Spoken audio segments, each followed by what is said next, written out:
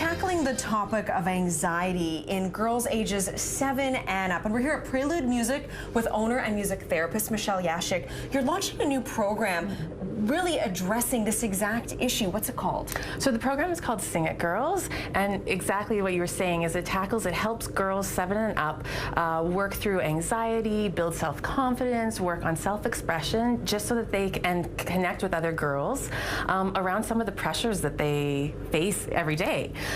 So what we're hoping to do is use music as a way, as an outlet, as the vehicle to help them navigate these other tricky things and empower these young women. For parents who may not even know what music therapy is, what is it and how do you kind of layer that in with what you're tackling with their anxiety? For sure. So like the broad definition of music therapy is using music to work on non-musical outcomes. So instead of learning how to play the piano or ukulele, we use music to work on non-musical skills like academics or self-esteem, language and communication, self-expression, and self-identity. So when a young girl comes into this program, they have some anxiety issues, how will you use an instrument or music to get them to open up and address their issues? So the number one thing for this group is called Sing It Girls, and so we do a lot of focus on singing, but with singing there's also a lot of breathing that needs to take place. And so with anxiety and stress, we have a lot of shallow breathing. This gets us to tackle and go into like what we call belly breathing.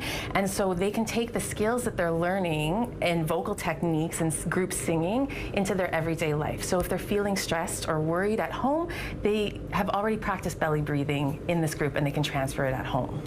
Once they can understand that connection between their emotions and their breath, how much further can you then go in that therapy side of it? For sure. We can go as far as the girls as a group want to go. So we can really have wonderful group discussions about some of the stresses, self-esteem, bullying, peer pressure. We can write songs together. We can take a look at pre-recorded songs and their lyrics, and we can analyze them and say, who identifies with this? What are some of our coping strategies that we can work through?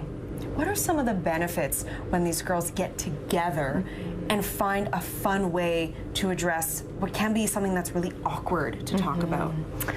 I think just knowing that there's other girls like them, that they're not alone, is one of the biggest benefits. And this generation is so much more equipped to talk about mental health than they want to talk about it. They're craving it almost in some ways. So feeling that connectedness is really important. And I think, yeah, just that group bonding. What have you seen in the girls when they do go through that kind of aha moment? I think what is really fun to see is that there's almost joyous for them to see them blossom into like these empowered young women is really unique, and to see that group form and click together and be welcoming and inclusive of everybody, and then just to see how they leave the room and they hold their head up high, or to get the emails saying, I wasn't afraid of my test, you know, I just did my belly breathing, or I'm having better success sleeping at night, and things like that, and seeing how it's really transforming their lives outside of this room is really what matters to me. It sounds wonderful, and for any parents and teen girls and younger who are interested, we'll have a link on our website. Michelle, thanks so much. Thank you.